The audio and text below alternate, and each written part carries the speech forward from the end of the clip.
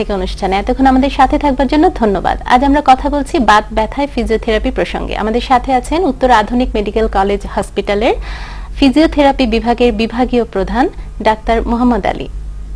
কথা বলছিলাম তার সাথে। আমাদের বিরতির আগে একটা প্রশ্ন করেছিলেন একজন দর্শক। উনি বলেছেন যে ওনার মেরুদণ্ডের হাড়ে ক্ষয় আছে, তার মানে উনি লাম্বার স্পন্ডাইলোসিসে আক্রান্ত। তো উনি ব্যথার ওষুধ খেয়েছেন। আমার মনে হয় ওনার এখন ফিজিওথেরাপি নেওয়া উচিত।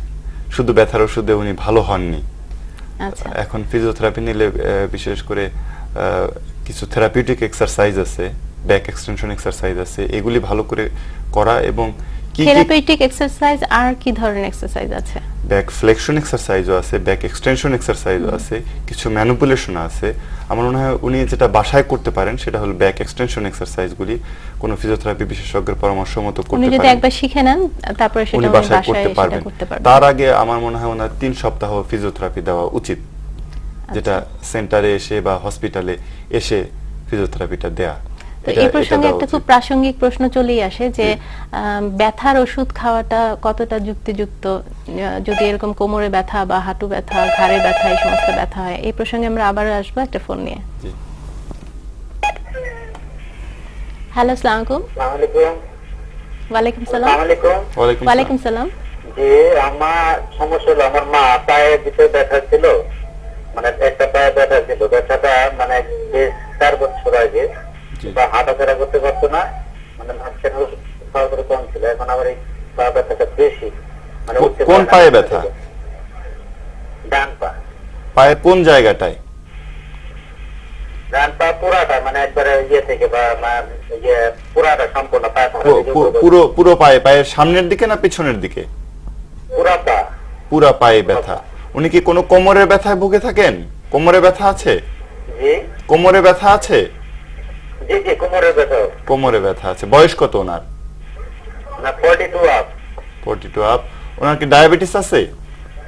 না, আর কোনো ডায়াবেটিস নেই। ধন্যবাদ। ধন্যবাদ দর্শক ফোন করবার জন্য। 42 ইয়ার্স মহিলা, উনি লাম্বার স্পন্ডাইলোসিসে আক্রান্ত খুব সম্ভবত। তো ওনারও খুব উচিত হবে যে একজন ফিজিওথেরাপি বিশেষজ্ঞের পরামর্শ মতো কমপক্ষে 3 সপ্তাহ ফিজিওথেরাপি নেওয়া। 3 সপ্তাহ কন্টিনিউ করলে কি, আবার যদি একদমই ছেড়ে দেন ফিজিওথেরাপিটা, তাহলে কি উনি সুস্থ থাকবেন না? অবশ্যই সুস্থ কন্টিনিউ করতে হয়। ফিজিওথেরাপির মাধ্যমে রোগের কারেকশন করা হয়। আসলে শুধু কিন্তু ব্যথা দূর না, এটা কিন্তু রোগের কারেকশনও করা হয় ফিজিওথেরাপির মাধ্যমে। তো ফিজিওথেরাপি নেওয়ার পর উনি যদি নিয়ম মেনে চলেন এবং শোয়িং এক্সারসাইজ, যে ব্যায়ামগুলি ফিজিওথেরাপি বিশেষজ্ঞ দেখায় দিবেন ওনাকে, এগুলি যদি উনি করেন নিয়মিত, উনি অবশ্যই ব্যথামুক্ত থাকবেন। আচ্ছা, আমরা যে প্রসঙ্গে কথা বলছিলাম যে ব্যথার ওষুধ খাওয়া কতটুকু যুক্তিযুক্ত বা জি, ব্যথার ওষুধ তো মডার্ন মেডিকেল সায়েন্স বলে ব্যথার ওষুধ অনেক পার্শ্ব প্রতিক্রিয়া আছে, বিশেষ করে কিডনি রোগী যারা, বৃক্কের সমস্যায় যারা ভুগেন, যাদের আলসার আছে, গ্যাস্ট্রিক আলসার আছে, যাদের ডায়াবেটিস আছে, তারা কিন্তু ব্যথার ওষুধ দীর্ঘমেয়াদে খেতে পারবেন না।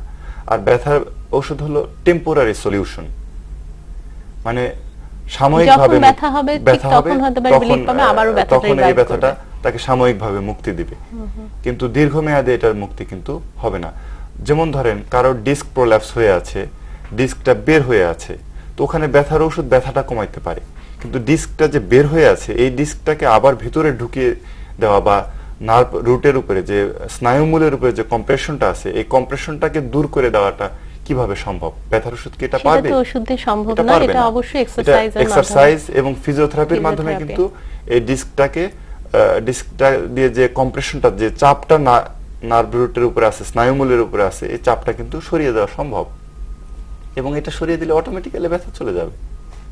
তো এখানে ফিজিওথেরাপিতে আর কি কি ব্যবহার করা হয়? যেমন কিছু এক্সারসাইজ বুঝিয়ে দেওয়া হয় যেটা জি, ফিজিওথেরাপির আসলে মূল ভাগটা হলো এটা রোগের ডায়াগনোসিস। মানে আমাদের আরেকজন দর্শক অপেক্ষা আছেন, আমরা ফোনটি নিয়ে নিচ্ছি। আসসালামু আলাইকুম। হ্যালো, আসসালামু আলাইকুম। হ্যালো। জি, আপনি প্রশ্ন করুন, আমরা শুনতে পাচ্ছি। আপনার নাম বলে প্রশ্ন করুন। হ্যালো। হ্যালো, আমরা আপনার নাম বলে প্রশ্ন করুন, আমরা শুনতে পাচ্ছি। আমি আরিফ বলছি ঢাকা থেকে। জি বলুন। আমি মোহাম্মদ স্যারের সাথে একটু কথা বলতে চাই। জি বলুন। স্যার আমার বয়স প্রায় 32 কি 34 হবে আনুমানিক। জি। তো আমার অনেক সময় গোসল করে ওঠার সময় মানে গোসল একটা মুড়ার মতো আছে, মুড়ার মতো বসে গোসল করলে আরাম পাই তো। জি জি। বসেই করি, করার পরে উঠে আর কি, উঠে দাঁড়াইলে কোমরে ব্যথা করে।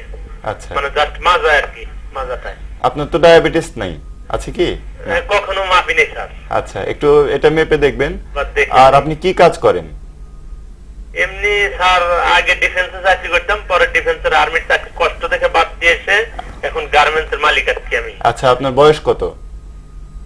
বয়স আমার জন্ম তারিখ 5/5/78। আচ্ছা আচ্ছা, তো ঠিক আছে। দর্শক ধন্যবাদ আপনাকে ফোন করবার জন্য। উনিও একই ধরনের লাম্বার স্পন্ডাইলোসিস বা পিএলআইডি তে আক্রান্ত উনি, অথবা উনি যেহেতু ভারী কাজ করতে পারেন আগে থেকে ডিফেন্সে, উনি বললেন যে বেশি পরিশ্রম দেখে উনি ছেড়ে দিয়েছেন, তো ওনার মাংসপেশিগুলো দুর্বল আছে। তো উনি একজন ফিজিওথেরাপি বিশেষজ্ঞের পরামর্শ নিয়ে ফিজিওথেরাপি নেবেন প্রথমে 21 দিন, তারপর থেরাপিউটিক এক্সারসাইজগুলি করবেন উনি। আচ্ছা, আমরা অনুষ্ঠানের প্রায় শেষের দিকে চলে এসেছি। আপনাকে অসংখ্য ধন্যবাদ জানাচ্ছি মোহনা টেলিভিশন এবং দর্শক শ্রোতাদের পক্ষ থেকে। আপনাকেও ধন্যবাদ, মোহনা টিভিকে ধন্যবাদ, দর্শকদের ধন্যবাদ। প্রিয় দর্শক, ক্ষুধার রাজ্যে পৃথিবী গদ্যময়, আর ব্যথার রাজ্যে পৃথিবী সেও গদ্যময়। সবার ব্যথামুক্ত সুস্থ সুন্দর জীবনের প্রত্যাশায় আজকের মতো এখানেই বিদায় নিচ্ছি। আল্লাহ হাফেজ।